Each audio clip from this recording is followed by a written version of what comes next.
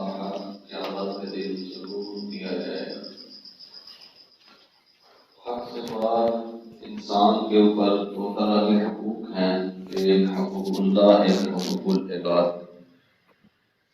فرمایا اللہ تعالیٰ اپنے حق کے بارے میں انسان پر فضل والا معاملہ فرمائے گا، لیکن دوسرے حقوق العباد کے بارے میں اللہ عدل والا فیصلہ فرمائے گا۔ اس لیے فضل کی بنیاد پر تو انسان اللہ سے یہ امید کر سکتا ہے کہ اللہ تعالیٰ میرے پر فضل فرمائے گا، میری ٹوٹی پھوٹی عبادت قبول فرما لے گا۔ یہ بھی حدیث میں آتا ہے کہ انسان بغیر اللہ کے فضل کے جنت میں ہی نہیں جا سکتا۔ ہر انسان اللہ کی رحمت کا محتاج ہے۔ ایک واقعہ بنی اسرائیل کے زمانے کا حدیث میں آتا ہے کہ ایک آدمی نے 500 سال اللہ کی عبادت کی، اور عبادت بھی کہاں کی؟ ایک سمندر کے اندر جزیرہ تھا، وہیں ایک درخت کے نیچے ساری زندگی گزار دی۔ اس درخت پر پھل لگتا، اس کو کھاتا، اس کا جوس نکال کے پی جاتا، جوس کا زندگی گزر گئی۔ آخر میں اللہ سے دعا کی، یا اللہ مجھے سجدے میں موت چاہیے۔ اللہ نے فرمایا سجدے میں موت دے دی، سجدے میں موت دے دی۔ اللہ کی بارگاہ میں پیش ہو گیا۔ اللہ فرماتے ہیں فرشتوں اس کو میرے فضل سے جنت میں داخل کر دو۔ اس کے دل میں خیال آیا ساری زندگی کبھی نافرمانی نہیں کی، پھر بھی اللہ کا فضل، کبھی گناہ نہیں کیا، ساری زندگی عبادت کی ہے، کوئی دیکھنے والا بھی نہیں تھا اللہ کے سوا، دکھلاوا بھی نہیں کیا، ریاکاری نہیں، خالص اللہ کے لیے 500 سال عبادت کی ہے۔ تو اللہ کیا فرما، دل میں خیال آیا، زبان سے نہیں کہہ رہا، دل میں خیال آیا کہ پھر بھی اللہ کے فضل سے جنت میں۔ اللہ تعالیٰ کا حکم ہوا فرشتوں کو، اس کو واپس لے آؤ، اس کو ذرا جہنم کے قریب سے گزارو، جہنم میں نہیں، جہنم کے قریب سے گزارو اس کو۔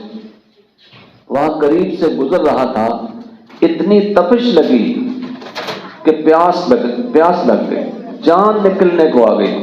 اب پانی مانگ رہا ہے، پانی نہیں۔ ایک فرشتہ سامنے پیالہ لے کے حاضر ہوا اور اس سے کہنے لگا، پانی پانی مانگنے لگا۔ اس نے کہا کہ یہ 250 سال کی عبادت اس کی قیمت ہے، وہ دے دو، یہ پانی پی لو۔ اس نے کہا لے لو، دے دی اس نے، پانی پیا، پیاس نہیں بجھی۔ پیاس رب کے حکم سے بجھتی ہے، پانی سے نہیں بجھتی۔ پانی پیا، پیالہ پانی کا پی گیا، پیاس پھر پانی کرنے لگا۔ دوبارہ فرشتے حاضر ہوا، اس نے کہا 250 سال کی عبادت اور دے دو، لے لو۔ کہا وہ بھی لے لو، وہ دے دی، پانی پیا، پیاس پھر نہیں بجھی، پھر پانی مانگ رہا ہے۔ اللہ نے فرمایا اس کو میرے پاس لے کے آؤ۔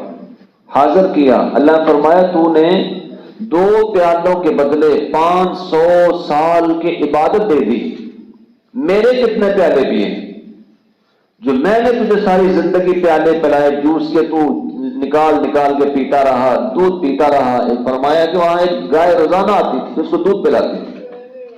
پھر کہنے یا اللہ تیرے فضل کے بغیر میں جنت میں نہیں جا سکتا، تیرا فضل ہوگا تو جنت میں جا سکتا۔ یہ حقیقت ہے، اللہ بندے کے ساتھ اپنے فضل والا معاملہ فرمائے گا، لیکن بندوں کے حقوق کے بارے میں اللہ عدل والا فیصلہ فرمائے گا۔ اس لیے بندوں کے حقوق کے بارے میں انسان کو زیادہ محتاط رہنا چاہیے۔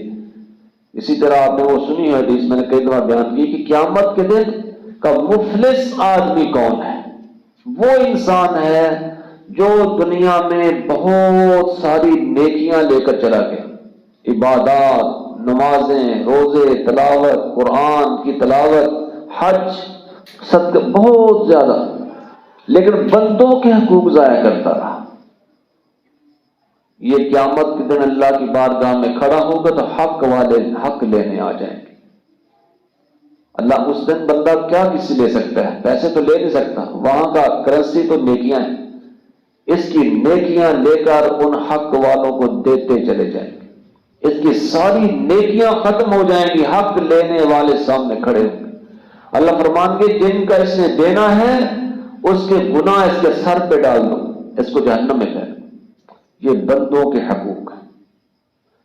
علماء لکھا ہے بعض مواقع ایسے ہوتے ہیں جہاں رب کا حکم ہے میرا حق چھوڑ دو، بندے کا حق اس کو ترجیح دو، پورا کر دو۔ کیسے؟ آپ نماز پڑھ رہے ہیں، ساتھ کوئی گہرائی ہے، نالا ہے، کنواں ہے، ایک نابینا آدمی آ رہا ہے، آپ نے دیکھا اگر میں نماز پڑھتا رہا یہ کنویں میں گر جائے گا، حکم ہے نماز توڑ دو، اس کو پکڑو، میرا حق چھوڑ دو، بندے کے حق کو ادا کر۔ نماز کا وقت ہو گیا، آپ کو سخت بھوک لگی، کھانا لا کے گھر والے نے سامنے رکھ دیا، حکم یہ ہے جماعت چھوڑ دو، کھانا کھا لو، یہ بندے کا حق ہے۔ اس لیے بندوں کے حق حدیث مبارکہ میں آتا ہے جو میں نے ابھی آپ کے سامنے عرض کی، نبی کریم صلی اللہ علیہ وسلم نے ارشاد فرمایا جس کا حق دینا ہے اس کو حق دلایا جائے گا قیامت والے دن۔ حتیٰ کہ فرمایا اگر کسی سینگ والی بکری نے بے سینگ بکری کو ٹکر ماری ہوگی، دونوں کو زندہ کیا جائے گا اور بے سینگ بکری کو اس کا بدلہ دلوایا جائے گا۔ میں اور آپ کیسی زندگی گزار رہے ہیں؟ امام مالک رحمت اللہ علیہ شام کے سفر میں گئے، حدیث کی کتاب آج بھی ملتی ہے، موطا امام مالک لکھا کرتے تھے، کسی سے قلم لی، مانگ کر قلم دینا ذرا میں نے لکھنا ہے، وہ غلطی سے اپنے سامان میں چلی آئی، ایران پہنچ گئے، یہاں اگر سامان دیکھا تو قلم اس میں موجود تھی، وہاں سے واپس پلٹے، شام جس کی قلم ہے اس کو واپس دے کر آتے۔ یہ ہے بندے کے حق کا خیال کہ اس کی وجہ سے قیامت کے دن کہیں میں پکڑا نہ جاؤں۔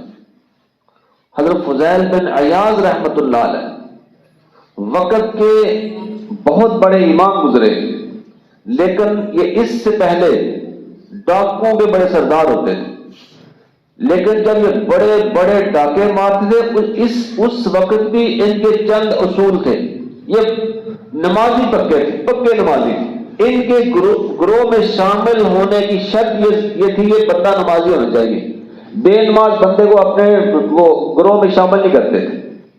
کسی خاتون کو لوٹتے نہیں تھے، کہ جس کے پاس پیسے کم ہوتے اس سے نہیں لیتے تھے، اور جس کو لوٹتے اس کا ایڈریس لکھتے رہتے تھے، ان کی زندگی کے اصول تھے۔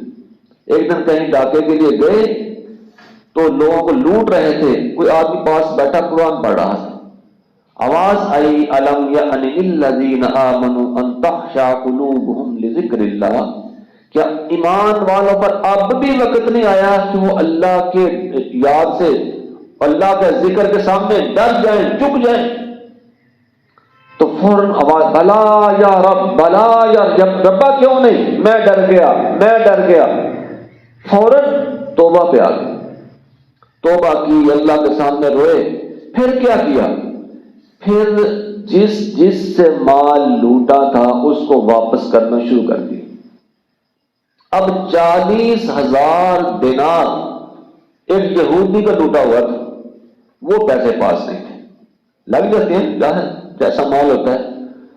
اس یہودی کے پاس چلے گئے، اس سے جا کے کہنے لگے یار پیسہ نہیں میرے پاس، میں نے تیرا پیسہ دینا ہے، کیا کروں؟ ایسے کرو تم مجھے اپنا ملازم رکھ لو، مزدوری کرواتے رہو، جب پیسے پورے ہو جائیں گے مجھے چھوڑ دیں۔ یہودی نے کہا جب آخرت کی فکر پیدا ہوتی وہاں ملازمت شروع کر دی۔ ایک دن کیا ہوتا ہے، اس نے دیکھا یہودی نے بندہ بڑا نیک ہے، کیسا آدمی ہے، ڈاکو ہے، لوٹ کے چلا گیا، واپس آ گیا، کیا کہہ رہا ہے؟ کہنے لگا یار میں تجھے چھوڑ تو دیتا لیکن میں نے قسم کھائی جب تک تو میرے پیسے نہیں ادا کرے گا میں نہیں چھوڑوں، میں قسم کھا بیٹھا۔ ایسا کرتے ہیں میرے سرہانے کے نیچے اتنا وہ سونا پڑا ہوا ہے، تم وہ لے لو اور خود اس کو مجھے دے دو، تو میں سمجھوں گا میرے پاس پیسے آ گئے تو میں اس کو چھوڑ دوں گا۔ میں ٹھیک ہے۔ وہ گئے سرہانے کے نیچے سے، انہوں نے ایسے پوٹلی اٹھائی لا کے دے دی، اس نے ایسے کھولی تو کہنے لگا مجھے کلمہ پڑھا دو۔ وہ یہودی کہنے لگا مجھے کلمہ پڑھا دو۔ فضیل بن عیاض رحمۃ اللہ علیہ فرماتے ہیں کہ کیا ہوا ہے؟ وہ کہنے لگا میں نے کسی اپنی کتاب میں پڑھا تھا امت محمدیہ کا کوئی فرد جب سچے دل سے توبہ کر لے گا وہ مٹی کو بھی ہاتھ لگائے گا، اللہ اس کو سونا بنا دے گی۔ میں نے اپنے سرانے کے نیچے مٹی رکھی تھی، میں نے دیکھنا تھا اس بندے نے توبہ سچی کی ہے کہ جھوٹی کی ہے، تو نے ہاتھ لگایا ہے، اللہ نے اس کو سونا بنا دیا ہے۔ میں سچ مان گیا ہوں، تمہارا مذہب بھی سچا ہے، تم بھی سچے ہو، مجھے کلمہ پڑھا دو، مجھے مسلمان کر دو۔ یہ وہ لوگ تھے جن کو آخرت کے اندر بندوں کے حقوق کی فکر تھی۔ ہم دنیا کے اندر کس کس کا حق ضائع کرتے ہیں، یہ بہت بڑی اہم بات ہے ہمارے لیے کہ ہم اپنی بیوی کے حقوق، بچوں کے حقوق، محلے کے حقوق، رشتہ داروں کے حقوق، بہن بھائیوں کے حقوق، بعض دفعہ ہم زبان کے ساتھ کسی کو برا بھلا کہہ دیتے ہیں، ہاتھوں سے کہہ دیتے ہیں، کسی کا مال ایسے غصب کر جاتے ہیں، کسی کا تھوڑا بہت چیز گھر آتی ہے اس کو واپس نہیں کرتے، کسی کا برتن آ گیا گھر میں پڑا ہوا ہے، کسی کو چیز پاس پڑی خیر ہے، یہ کیسی؟ دیکھیں امام مالک رحمۃ اللہ نے ایک قلم واپس کرنے کے لیے کہاں کا سفر کر رہے ہیں۔